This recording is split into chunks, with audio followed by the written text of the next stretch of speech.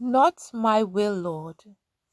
Luke chapter 22, verses 41 and 42 read, And he was withdrawn from them about a stone's throw, and he knelt down and prayed, saying, Father, if it is your will, take this cup away from me.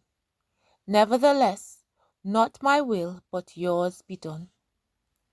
In Luke's account, we see here that Jesus was moments away from being arrested, with full knowledge of what was about to transpire, yet surrendering his will to the Father.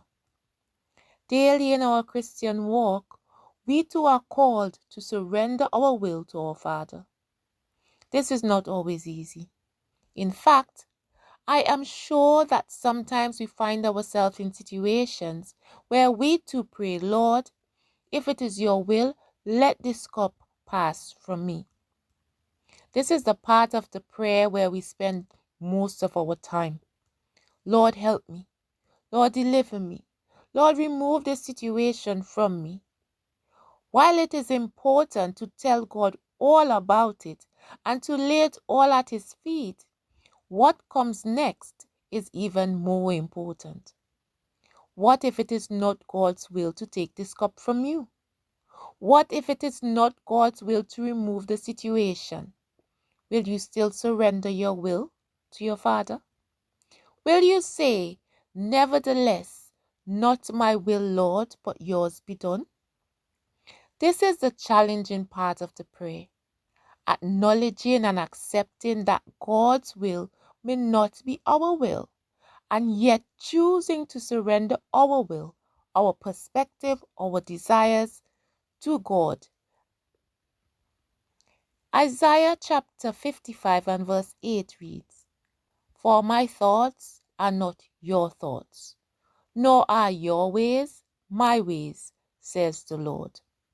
Therefore, sometimes God leads us into uncomfortable, uncertain, or even unexplainable situations. What will our response be? God said in Jeremiah chapter 29 and verse 11, For I know the plans I have for you, plans to prosper you and not to harm you, plans to give you hope and a future. While this is true, many of us also have our own plans for our lives, plans of where we want to be and how we want to get there. Over the years, I have learned that God knows what I don't know and sees what I cannot see, and that He has my best interests at heart. He is always working everything out in my life for my good and His glory. So as you go through this week, may God give you the grace, even when it's difficult, to say, Nevertheless, not my will, Lord, but yours be done. God bless you.